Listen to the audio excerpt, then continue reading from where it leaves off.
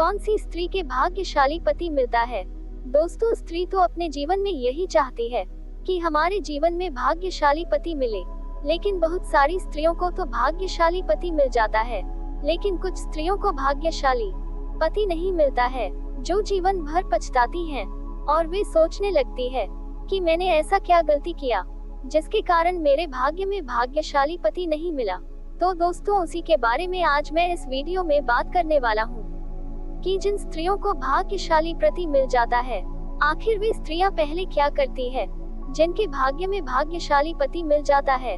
और बहुत सारी स्त्रियों अपने जीवन में भाग्यशाली पति को पाकर खुश रहती है, लेकिन कुछ चंद स्त्रियां जिनके भाग्य में भाग्यशाली पति नहीं मिलता है, आखिर में क्या गलती करती हैं जिनके कारण उनके भाग्य में भाग्यशाली पति नहीं मिलता है। इसलिए दोस्तों, आप लोगों से अनुरोध है कि आप लोग इस वीडियो को पूरे अंत तक देखना। अगर आप लोग इस वीडियो को अंत तक बने रहेंगे तो आप लोगों को मालूम चल जाएगा कि कौन सी स्त्री को भाग्यशाली पति मिलता है और वे क्यों मिलता है, और कौन सी स्त्री को भाग्यशाली पति नहीं मिलता है, आखिर वे ऐसा क्या करती है जिसके कारण उन्हें भाग्यशाली पति नहीं मिलता है। दोस्तों, इस बात को आगे शुरू करने से पहले आप लोगों से एक छोटी सी गुजारिश है कि अगर आप लोग चैनल पर नए हो तो चैनल को सब्सक्राइब करना, और ये बातें अगर आप लोगों को अच्छी लगी तो कमेंट करके जरूर बताना। दोस्तों, चलो हम इसे शुरू करते हैं। एक समय की बात है, एक गांव में एक परिवार रहा करता था। उस परिवार में 2 बहुएं रहा करती थी। उस परिवार की बहुएं अपने जीवन में खुश रहना चाहती थी, लेकिन उनकी खुशी उतनी ज्यादा नहीं हो रही थी। उनके जीवन में तो पति मिल चुके थे, लेकिन जो बड़ी बहू थी वे अपने पति को हमेशा गाली देती थी और हमेशा अपने सास ससुर को नजरअंदाज करती थी। सास ससुर को भी गाली दे दिया करती थी।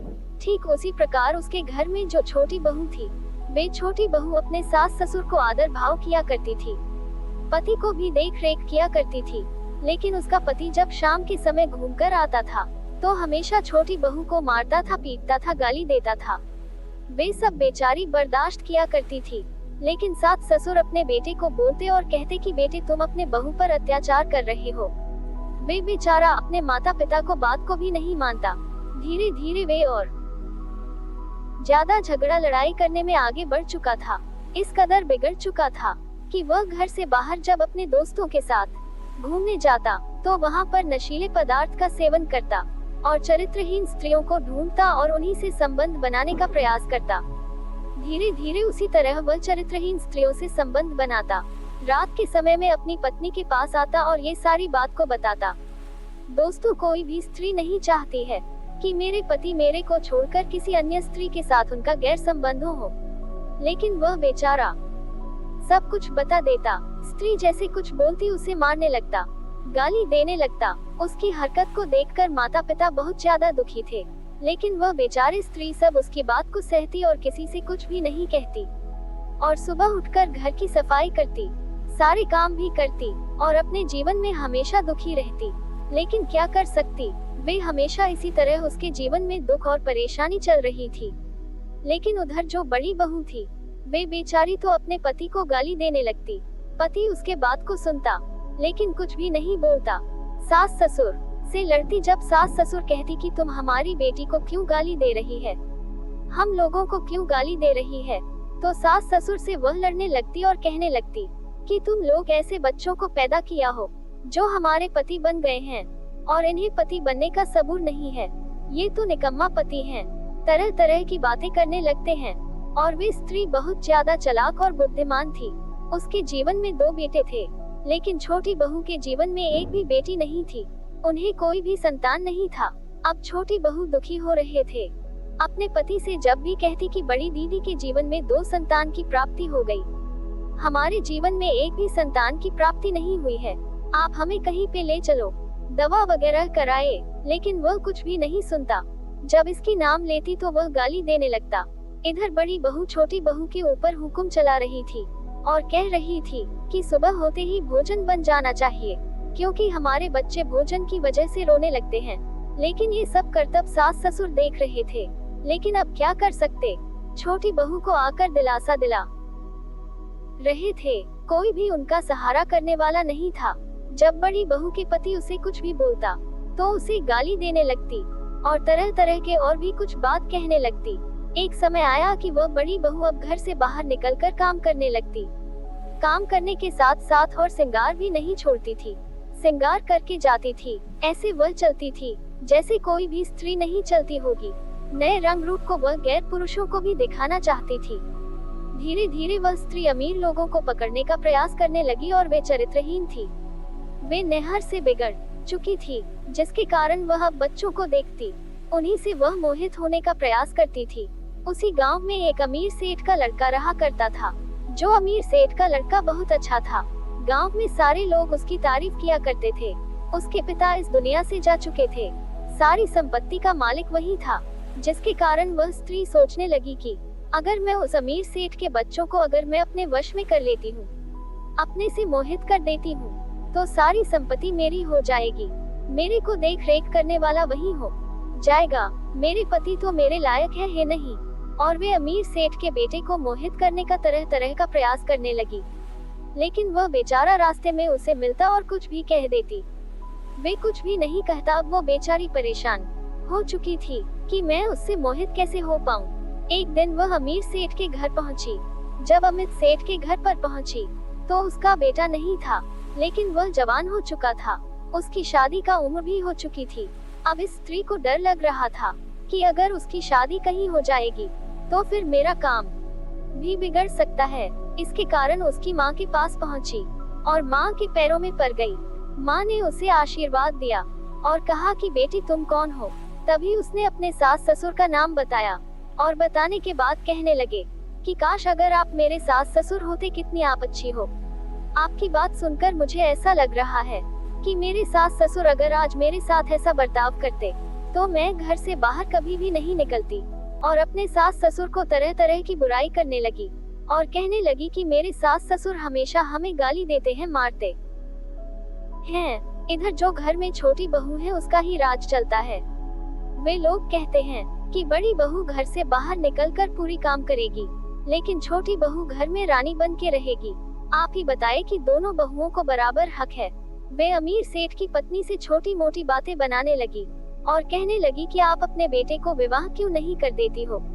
तभी वह कहने लगी कि हे बहू, आपके जैसा सुंदर स्त्री भी मैं भी पाना चाहती हूँ। तभी वह मुस्कुराते हुए मजाक में कहने लगे कि तो मैं आपके बहू के रूप में आप अपने बेटे की शादी मेरे से क्यों नहीं कर देती हो। जिसके कारण उस अमीर सेठ की पत्नी को लगा कि हो सकता है ये देवरानी लगेगी रिश्ते में, जिसके कारण ये हंसी मजाक की होगी।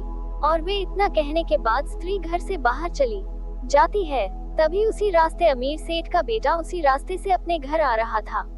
जब वह रास्ते में दिखती है कि अमीर सेठ का बेटा उसी रास्ते से आ रहा है, बस उसे घेरने का प्रयास करने लगी और वे देखने लगी कि इधर आस पड़ोस में कोई लोग तो नहीं है।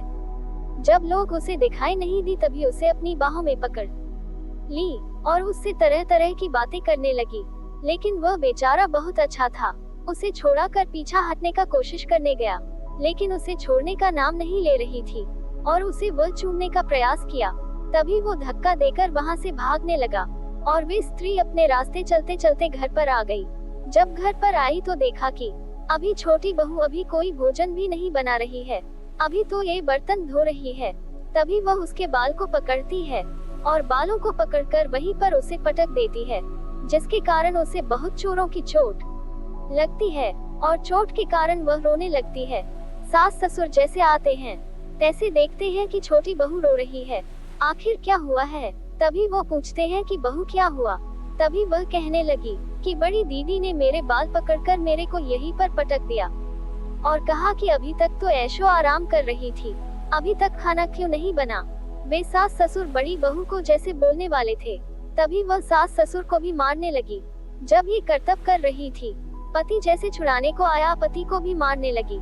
सब उससे बहुत ज्यादा दूरी बना चुके थे। शाम के समय में छोटी बहू के पति जब घर पर आता है, जब ये बात को कहती है तो छोटी बहू के पति कुछ भी नहीं बोलता है और अपने भौजाई से यह बात भी पूछने नहीं जाता है कि तुमने हमारी औरत को क्यों मारी है।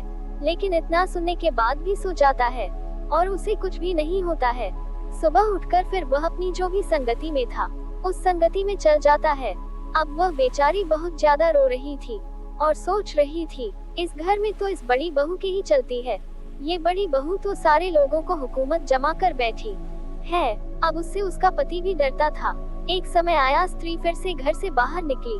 घर से बाहर निकलकर एक पेड़ के नीचे बैठकर आराम कर रही थी और सोच रही थी कि मैं अमीर सेठ के बच्चों को कैसे अपनी मुट्ठी में कर पाऊं, जिससे वह मेरे को तरह तरह की सामग्री देगा, सारी संपत्ति भी मेरी हो जाएगी। तभी वह अमित सेठ के घर जाने का प्रयास की और अमीर सेठ के घर पर गई। अमीर सेठ की पत्नी भोजन बना रही थी। जब वह भोजन बना रही थी, तभी कहने लगी कि हे माँ, आप भोजन बना रही है, ये शोभा नहीं दे रहा है, हे बना देती हूँ। और वे भोजन बनाने लगी। अमीर सेठ की पत्नी कहने लगी कि कितने सुंदर तुम्हारा स्वभाव है, काश तुम्हारे जैसे बहू मुझे भी मिल जाती। और वे भोजन बनाकर उसके पैर भी दबाए और खाना भी खिलाए। दोस्तों, वह स्त्री तो वहाँ पर अपने सास ससुर की तरह उस औरत को भी पैर दबा रही थी, भोजन बनाकर खिला रही थी, लेकिन इधर अपने पति को अपने सास ससुर के साथ ऐसा बर्ताव कर रही थी जैसा उसे नहीं करना चाहिए। और वे अमीर सेठ के बेटे को ढूंढने लगी। तभी अमीर सेठ का बेटा अभी कमरे में ही विश्राम कर रहा था। जैसे वह कमरे में विश्राम कर रहा था, तभी वह कमरे में जाते दरवाजे को बंद कर देती है और वह फिर उसे तरह तरह की बातें करती है। लेकिन वह लड़का बहुत अच्छा था, वे भी कुछ उसे नहीं कह पाया। जब उसे तरह तरह के चुंबन करने के बाद वह बाहर आ जाती है, तब वह बेचारा, उसके भी अंदर तरह तरह की भावनाएं उत्पन्न हो जाती है। दोस्तों, कहते हैं कि अगर आप कितना भी अच्छा क्यों ना हो, अगर आपकी संगति कुछ बुरे लोगों से भी हो जाती है, तो धीरे धीरे आप बुरे बन जाएंगे। ऐसा मैं नहीं कह रहा हूँ। बहुत सारे लोग, जानकार वाले लोग कहते हैं, जिनकी जानकारी होती है कि अच्छे लोगों के साथ अगर कोई भी बुरे लोग भी रहते हैं, तो हो सकता है धीरे धीरे उनके अंदर भी अच्छाई आ जाती है, अगर संख्या अच्छाई की ज्यादा हो तो। और ठीक उसी प्रकार अगर बुराई की संख्या ज्यादा हो तो बुराई भी अच्छाई को दाब देती है। ठीक उसी प्रकार उस लड़के के मन में तरह तरह के गंदे विचार चलने लगी। अब वो तो जवान हो चुका था, उसके अंदर भी तरह तरह की भावनाएं भी उत्पन्न होने लगी। अब वह उस स्त्री का पीछा करने लगा, लेकिन वह स्त्री को पीछा करता उससे पहले भी वह स्त्री उसके घर में आ जाती और वे तरह तरह के बात करने लगी। एक समय आया कि वह लड़का भी उससे मोहित हो गया और उससे वह पीछा करते करते उसके घर आ पहुंचा। जब वह स्त्री देखी कि अमीर सेठ के लड़का मेरा पीछा करते करते मेरे घर पर आ गया, तभी वह घर में जा चुकी थी। तभी अमीर सेठ के लड़के ने आवाज लगाई, भाभी, मेरी माँ तुम्हें बुला रही है और भोजन बनाने के लिए कह रही है, क्या तुम मेरे घर पर चलकर भोजन बनाओगी? ये बात जब उसके सास ससुर सुनते हैं तो चौंक जाते हैं। ये तो हमारे घर में कभी भोजन भी नहीं बनाती है, उसे तो भोजन भी बनाना नहीं आता है। ये तो हमेशा कहती हैं कि छोटे देवर की शादी कर दिया करो, नहीं तो हमें भोजन बनाने ही नहीं आती है। और ये दूसरों के घर जाकर भोजन क्यों बना रही है? उन्होंने उसे रोकने का प्रयास नहीं किया, क्योंकि उन्होंने रोकने का प्रयास इसलिए नहीं किया क्योंकि वो फिर उनसे झगड़े, लड़ाई और गाली गलौज करने का प्रयास करने लगती। इसी तरह वह वहाँ से चल गई अमीर सेठ के लड़के के साथ, और जैसे जैसे रास्ते से गुजर रही थी तैसे तैसे प्रेम भरी बातें कर रही थी और उससे कर रही थी, क्या तुम मेरे से शादी करोगे? तभी वह कहने लगा कि तुम बहुत ज्यादा सुंदर हो, तुमसे शादी कोई कैसे नहीं कर सकता। ये बात सुनकर अमीर सेठ के लड़का मोहित हो जाता है और उससे करने लगता है, मैं तुम्हें बहुत ज्यादा पसंद करता हूँ। वह स्त्री का तो काम बन चुका था और वे सोचने लगी कि चलो मैं इससे मोहित हो जाऊंगी, और वे उसके घर पे चली जाती है। जब वह घर पे जाती है तो अपने सास ससुर की तरह उसकी माँ को पैर को छूती है। उनका पैर छूने के बाद उनके घर में भोजन बनाती है। भोजन बनाने के साथ साथ उन्हें भोजन देती है और अपने पति के रूप में उसे स्वीकार करने जैसा उसे भी भोजन देती है और अपने साथ बैठाकर उन्हें भी खिलाती है। अमीर सेठ का लड़का पहले उसे भोजन खिलाता है और वे भी एक छोटी सी रोटी का टुकड़ा उसे भी खिलाता है और दोनों में धीरे धीरे गहरा रिश्ता होने लगता है। एक समय आता है कि उन दोनों में इतना ज्यादा प्रेम बढ़ गया था कि वह चरित्रहीन स्त्री कहने लगी कि आप मेरे साथ संबंध बनाओगे, लेकिन वह लड़का उसके झांसे में पड़कर उसके साथ यौन संबंध बनाने लगा। धीरे धीरे इसी तरह का समय बीत रहा था। एक समय आया कि वह चरित्रहीन स्त्री गर्भवती हो गई।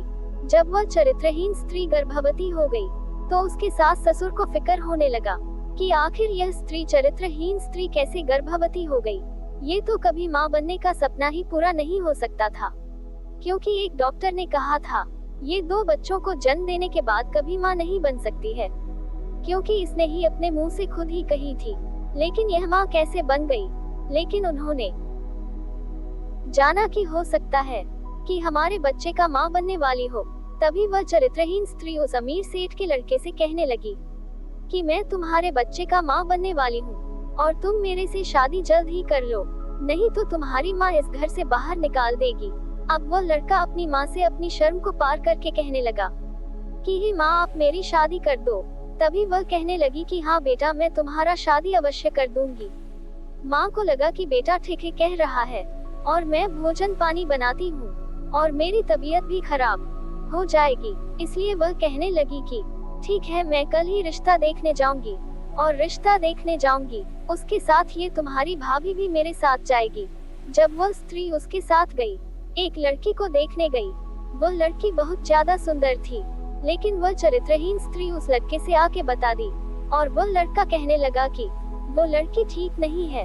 माँ कहने लगी कि बेटा, वह लड़की ठीक कैसे नहीं है? उस लड़की को क्या तुमने देखा है? तभी वह कहने लगा कि हे माँ, मुझे लग रहा है कि वह लड़की ठीक नहीं है, जिसके कारण वह तरह तरह के रिश्ते देखते सबको ठुकरा देता। अब माँ भी थक चुकी थी और कहने लगी कि अब तू ही देख सकता है, तुझे जहाँ भी शादी करने का मन होगा वहीं पर कर सकता है। इधर वह स्त्री गर्भवती हो चुकी थी, धीरे धीरे बच्चों का भी जन्म होने वाला था। तभी वह कहने लगा कि मैं अपने भाभी से ही विवाह कर सकता हूँ। तभी वह इतना सुनने के बाद माँ हंसने लगी और कहने लगी कि तुम मजाक बहुत ज्यादा करता है, ये तुम्हारी भाभी है, इसकी शादी विवाह तो हो चुकी है। तभी वह कहने लगा कि हे माँ, ये गर्भवती हो चुकी है और इसके पेट में जो भी बच्चा पल रहा है वे मेरा ही बच्चा है। माँ ने जब ये सुना, उसे बहुत जोरों की गुस्सा आया और वे गुस्से को शांत करके एक कमरे में जाकर अपने आप को बंद कर लिया और रोने लगी। माँ को उसने छुपाने का कितना भी प्रयास किया, लेकिन वह नहीं चुप रही थी और वो कह रही थी कि बेटा, तूने ये क्या कर दिया? लोग हमें क्या कहेंगे? गांव समाज के लोग हमारे बारे में कुछ बुरा सोचेंगे। लेकिन वह बेटा अपनी माँ के आगे हाथ जोड़ने लगा और कहने लगा कि हे माँ, मैं तुम्हारा इकलौता बेटा हूँ और मैं तुमसे एक ही चीज मांगना चाहता हूँ कि तुम मेरी पसंद की लड़की से विवाह करवा दो। और माँ को जैसे तैसे करके मना लिया। माँ कहने लगी कि हे बेटे, उसका भी पहले से पति है, उसके भी जीवन में 2 बच्चे हैं और उसका पति तुमसे कभी भी विवाह करने नहीं देगा। तभी वह कहने लगा कि हे माँ, तुम्हें चिंता करने की बात नहीं है। माँ कहने लगी कि बेटे, मैं चिंता क्यों न करूँ? अगर उसके दोनों बच्चे तुम्हारे साथ रहेंगे तब तो ठीक है, अगर उसके पिताजी दोनों बच्चों को तुम्हारे साथ नहीं छोड़ेंगे, वे बेचारे अनाथ हो जाएंगे। और वे चरित्रहीन स्त्री को बुलाता है और बुलाने के बाद शादी जैसे सारे रस्म को करता है और उससे विवाह कर लेता है। और विवाह करने के बाद वह कहता है कि तुम अपने दोनों बच्चों को अपने साथ लेकर आओगी कि वहीं पे छोड़ोगी। तभी वह करने लगी कि मैं अपने दोनों बच्चों को अपने साथ रखना चाहती हूँ। जब वह विवाह की थी तो किसी को नहीं बताई थी। विवाह करने के बाद वह इसके घर में नहीं थी, वह अपने सास ससुर के पास ही थी। अब वह अपने सास ससुर से कहने लगे कि मैं अपने मायके यहाँ जा रही हूँ। मायके जाने के बाद सास ससुर ने खुशी से उसे विदा कर दिया और विदा करने के बाद वह स्त्री यहाँ पर आ गई, अमीर सेठ के साथ रहने लगी। जब वह अमीर सेठ के घर रहने लगी तभी वह गर्भवती होने का नाटक की थी। अपने पेट में कपड़ा बांध के हमेशा चलती थी, जो गर्भवती पहले नहीं हुई थी। जब वह कपड़े को हटाई, जिसके कारण अमीर सेठ के बच्चे की जान में जान आई, वे भी बहुत ज्यादा दुखी था और सोचने लगा कि लोग हमारे बारे में क्या सोचेंगे। वे अपने जीवन में तो खुशी से जी रहे थे। जब उसकी सास ने ये बात को देखी, जो अमीर सेठ की पत्नी थी, वे हैरान हो गई और सोचने लगी कि यह स्त्री कैसी स्त्री है। धीरे धीरे यह बात उसके ससुराल तक फैल गया कि अमीर सेठ के घर में वह स्त्री रह रही है। जब उसके रिश्तेदारों को ये बात पता चला, उसके माता पिता अमीर सेठ के घर पे आए, उससे मिलने को आए, लेकिन वह मिलने से मना कर दिया, जिसके कारण माता पिता वहाँ से चले गए। लेकिन जो उसका पति था, उसे छोड़ने का नाम नहीं ले रहा था। वे काश उसे मारती, कुछ भी करती, लेकिन वह उसे छोड़ने का नाम ही नहीं ले रहा था। अमित सेठ के बच्चे से लड़ने लगा। तभी वो स्त्री निकली और फिर से अपने पति को मारने लगी और कहने लगी कि तेरे जैसे पति के साथ मैं कभी भी रहना नहीं चाहती हूँ। और इतना कहने के बाद वे अपने जीवन में फिर से अच्छे से रहने लगी।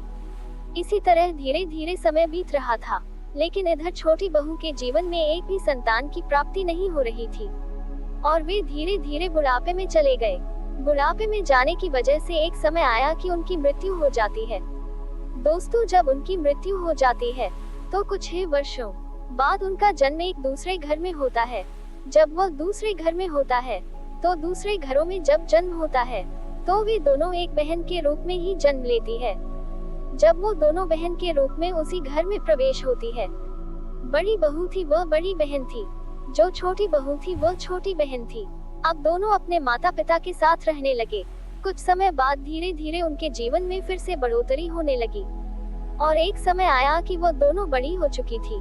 उसके माता पिता दोनों की शादी कर देते हैं। जब उनकी शादी हो जाती है तो बड़ी बहू के जीवन में एक पति का प्रवेश होता है, जो पति बहुत ज्यादा गुस्से वाला था और हमेशा उसे मारता था, हमेशा पीटता था, गाली देता था और वे गैर स्त्रियों से संबंध बनाता था, जिसके कारण वह बड़ी बेटी बहुत ज्यादा दुखी थी।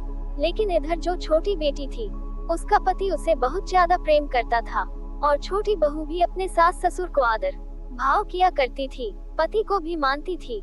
जब स्त्री को तबीयत खराब हो जाता था, छोटी बहू के पति हमेशा उसे अच्छे से इलाज कराता, हमेशा उसका अच्छे से ध्यान रखता। धीरे धीरे इसी तरह समय बीत रहा था। एक दिन बड़ी बहू बहुत ज्यादा परेशान हो चुकी थी। उसका पति ने उसे बहुत मारा, बहुत पीटा। जब उसे बहुत मारा, बहुत पीटा तो वे अपने घर पर आ गई, जहाँ उसका घर था। वह अपने नैहर आने के बाद अपने माता पिता से यह बात को बताई। माता पिता भी बहुत ज्यादा दुखी थे और कहने लगे कि हम लोग दो बेटियों का विवाह की बड़ी बेटी के जीवन में ऐसे दामाद मिले हैं, हमेशा परेशान करते हैं, लेकिन छोटी बेटी के दामाद जी बहुत अच्छे हैं और उसके जीवन में कोई भी दुख और तकलीफ नहीं होता है। और वे लोग तरह तरह के बात को सोचने के बाद उन्होंने कहा कि चलो मैं एक बाबा के पास चलते हैं और बाबा के पास जाकर एक ऐसे जंतर बनवाते हैं जिस जंतर से हमारे दामाद जी हमारे बस में हो जाएंगे। और वे बाबा के पास जंतर बनवाने जाते हैं और वे बाबा से उसके माता पिता कहते हैं कि हे बाबा, हमारे जीवन में दो ही बेटियां थी और दोनों का विवाह हम लोग अलग अलग घरों में की, लेकिन जो हमारी छोटी बेटी के जीवन में जो भी पति मिले हैं वे बहुत ज्यादा अच्छे, हमेशा उसका ख्याल रखते हैं, उसके सास ससुर भी बहुत अच्छे हैं।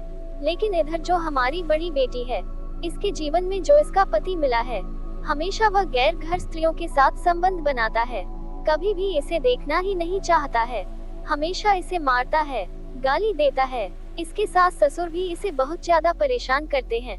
आप इसके लिए कोई ऐसा जंतर बना दीजिए जिसके कारण हमारे दामाद जी, इसके सास ससुर इसके बात को मानना शुरू कर दें। जब उन्होंने यह बात को कहा, बाबा मुस्कुराए और कहने लगे कि तुम लोग क्या कह रहे हो, मुझे कुछ भी समझ में नहीं आ रहा है, मुझे दोबारा से यह बात को बताओ। और फिर से वह दोबारा से इस बात को बताते हैं। बताने के बाद कहते हैं कि बेटी, जरा तुम अपने हाथ को आगे लाओ, मैं तुम्हारे भाग्य में देखना चाहता हूँ कि तुम्हारे भाग्य में क्या कमी है। तभी वह कहने लगते हैं कि हे बाबा, पहले आप जंतर बनाएं, जंतर बनाने के बाद मैं आपसे दूसरी बार अपने भाग्य को दिखाऊंगी। और वे जंतर को बनवाकर वहाँ से आ जाती है। उसके माता पिता उसके घर वालों से यह खबर देते हैं कि आप अपनी बहू को आकर ले जाए, लेकिन पति कहने लगा कि नहीं, मुझे वैसी स्त्री नहीं चाहिए जो स्त्री उससे हमेशा झगड़ा लड़ाई किया करती है। तभी वह जैसे तैसे करके उसके घर वालों को मनाकर उसे विदाई कर देते हैं। विदाई करने के बाद वह जंतर उस पति को घेट में पहना देती है। गर्दन में वह जंतर जैसे पड़ता है, उसे वह नोच कर फेंक देता है। उसके बावजूद फिर उसके हाथों में बांध देती है। जब वह हाथों में बांधती है और वह उसे तरह तरह की प्रेम भरी बातें करती है, उसे वह संबंध बनाने जैसी बातें करते हैं, उसके बावजूद भी वह उससे घृणा करता है। लेकिन वह जंतर का कोई भी असर नहीं करता है, जिसके कारण फिर से वह अपने नैहर आ जाती हैं और कहने लगती हैं कि दोबारा हमें बाबा से मिलना है। और वे दोबारा बाबा से मिलने चली जाती है और बाबा इस बार उसे खाने पीने में कुछ सामग्री देते हैं, लेकिन वह सामग्री भी लेकर अपने पति के पास जाती है, मिलाकर खिलाती हैं। उसके बावजूद भी उसके जीवन में दुख कम नहीं होता है। उसके जीवन में दिन प्रतिदिन दुख और ज्यादा बढ़ रहा था और वे बार बार अपनी छोटी बहन के बारे में सोचकर रोने लगती है कि उसकी कैसी किस्मत है। उसकी किस्मत ऐसे है कि उसकी किस्मत में उसका अच्छा पति मिला है, लेकिन हमारी किस्मत में ऐसे पति मिला है जो मुझे देखना ही नहीं चाहता है। और ऐसी बात सोचकर हमेशा परेशान हो जाती है। जब वह बहुत ज्यादा रोती है, उसके माता पिता उसे छुपाने का प्रयास करते हैं। एक दिन सुबह से शाम तक एक जगह पर बैठकर रो रही थी। माता पिता भी बहुत ज्यादा दुखी थे। गांव समाज के सारे लोग इकट्ठा हो गए थे और कहने लगे कि यह बिटिया क्यों रो रही है। तभी माता पिता कहने लगे कि क्या बताएं, इसके जीवन में जो भी पति मिला है इसे हमेशा परेशान करता है, गाली देता है और तरह तरह की बातें करता है। माता पिता ने कहा कि बेटी रो मत, चलो उस बाबा के पास चलो, इस बार तो वे कुछ न कुछ अवश्य बताएंगे और हम लोग ये कहेंगे कि दी हुई जंतर जड़ी बूटी कोई भी असर नहीं करता है। और वे बाबा के पास चले जाते हैं। बाबा से पूरी बात को बताते हैं कि बाबा आप कैसे दबा देते हो, कैसा जंतर देते हो, जो जंतर हमारे दामाद के ऊपर काम ही नहीं करता है। इसके साथ ससुर तो और ज्यादा ऐसे परेशान करते हैं। तभी बाबा कहते हैं कि मैंने कहा था कि इसके भाग्य को देखना होगा, लेकिन तुम लोग इसके भाग्य को देखने नहीं दिया और स्त्री भी देखने नहीं दी। तभी वह कहने लगे कि देखिए इसके भाग्य में क्या लिखा है। जब उसके भाग्य में देखते हैं तो देखते हैं कि ये दूसरे जन्म में जन्म चुकी है, जिसके कारण है पहले जन्मों में क्या कर्म की है। और वे पहले जन्म में उसके कर्म को देखते हैं तो उन्हें पता चलता है कि पहले जन्मों में तो ये बहुत ज्यादा परेशान किया करती थी, अपने सास ससुर को मारती थी, पति को भी मारती थी, गाली देती थी और यह स्त्री तरह तरह के पुरुषों को तलाश करती थी और हर एक पुरुष से संबंध बना चुकी है और बाद में जाकर अमीर सेठ के बेटे से विवाह कर चुकी है और अपने बच्चों को लेकर भी उसी के साथ रहने लगी और अपने छोटी बहू को भी परेशान किया करती थी। जो देवरानी बहुत अच्छी थी उसे हमेशा ताना मारती थी, गाली देती थी, इसलिए इसके भाग्य में ऐसा हो चुका है। जब वह ये बात सुनती है तो कहने लगती है कि ही बाबा मैंने ऐसा क्या कर्म कर दिया जो मेरे कर्मों का फल मुझे मिल रहा है। और माता पिता यही पूछ रहे हैं कि मेरी बेटी की कौन सी गलती है जिसके कारण आज इसे ये सजा मिल रही है। तभी वह बाबा पूरी बात को बताते हैं कि इसका दूसरा जन्म हो चुका है। ये पहले जन्मों में चरित्रहीन थी, गैर पुरुषों के साथ संबंध बनाती थी, अपने पति को हमेशा मारती थी, गाली देती थी, उसके बात को भी नहीं मानती थी, सास ससुर को आदर भाव नहीं करती थी और देवरानी के ऊपर हुक्म चलाती थी और उसे हमेशा मारती थी और कहती थी कि समय पर भोजन नहीं बनाती हैं। वे बेचारी अपने समय में उसी समय नहीं मिला कि वह कहीं पर जाकर अपने बारे में अपने भाग्य को दिखा पाए, क्योंकि उसके भाग्य में संतान की प्राप्ति होगी या नहीं होगी, जिसके कारण आज स्त्री अपने जीवन में ये सब भोग रही है। जो तुम्हारी छोटी बेटी है वे भी इसकी देवरानी है, जो आपकी छोटी बेटी के रूप में जन्म चुकी है। वे बेचारी पहले जन्मों में बहुत ज्यादा दुख और कष्ट को काट चुकी है, इसलिए आज उसे एक अच्छा पति मिला है। उसके जीवन में भी बहुत ज्यादा बुरा पति मिला था। वे पति हमेशा उसे मारता था, गाली देता था, जिसके कारण वह हमेशा वह बर्दाश्त करती थी, किसी से भी नहीं कहती थी और जिसके कारण आज उसके जीवन में खुशहाली बरस चुकी है। और ये सब बात सुनकर वे लोग घबरा जाते हैं और कहते हैं हे बाबा इसका क्या उपाय हो सकता है। तभी वह कहने लगे कि इसका कोई भी उपाय नहीं हो सकता है। भगवान एक न एक दिन अवश्य सबका न्याय करते हैं। जो जैसा कर्म करता है उसका वैसा ही फल दे देते हैं। लेकिन जाओ आज से भी तो अच्छे कर्म करना शुरू कर दो, हो सकता है तुम्हारे कर्मों की वजह से तुम्हारी सारी सजा मुक्त हो जाएगी। इतना कहकर वह बाबा आगे जाते हैं, लेकिन वह लोग बाबा का पीछा करते हैं। हे बाबा हमारे बेटी के जीवन में बहुत ज्यादा दुख और तकलीफ है, इसे कुछ भी करके आप दूर कर सकते हो। तभी वह कहने लगे कि मेरे पास इसे दूर करने का कोई भी विचार नहीं है, कोई भी बुद्धि नहीं है कि मैं इसे दूर कर पाऊं। इतना कहकर वे बाबा चले जाते हैं। वे लोग हार थक के अपने घर आ जाते हैं और सोचने लगते हैं कि भगवान ये हमारे साथ क्या कर रहा है। स्त्री भी एक जगह बैठकर सोचने लगती है और मुझे क्या करना चाहिए। जब वह दूसरी बार अपने ससुराल में जाने का प्रयास करती है तो पति उसे बुलाने का नाम ही नहीं लेता है। पति भी गैर स्त्रियों से संबंध बनाता था वे स्त्री उसे इस कदर पकड़ चुकी थी, उसे बांध चुकी थी कि वे अपनी पत्नी की तरफ कभी भी नहीं देख सकता था। जैसे तैसे करके अपने ससुराल गई और अपने सास ससुर को आदर भाव करने लगी। पति जब ये देखना कि हमारे माता पिता के पैर को दबाती है, तो उसे थोड़ा थोड़ा राहत करने लगा और सोचने लगा कि कम से कम ये हमारे माता पिता के पैर को दबाती थी।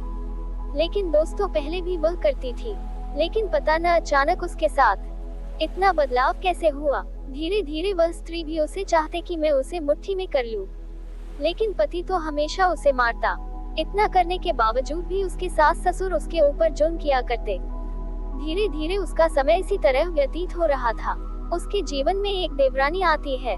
जो देवरानी आती है तो हमेशा उसे परेशान करने लगती है और हमेशा उसे नौकरानी की तरह उसके ऊपर व्यवहार करती है और वे हमेशा अपने सास ससुर से मिलजुल कर रहती है। इस बड़ी बेटी के जीवन में और ज्यादा दुख और पीड़ा आ जाता है, लेकिन वह जैसे तैसे उसे बर्दाश्त करती है। छोटी बहू तो हमेशा इसके ऊपर हुक्म चलाती है और इसके जीवन में एक भी संतान की प्राप्ति नहीं होती है, लेकिन छोटी बहू के जीवन में 2 संतान की प्राप्ति हो जाती है। देखते ही देखते एक और बेटी के जन्म हो जाती है। अब उसके जीवन में 3 संतान की प्राप्ति हो जाती है। इसी तरह करते करते वे लोग अपने जीवन को काट रहे थे।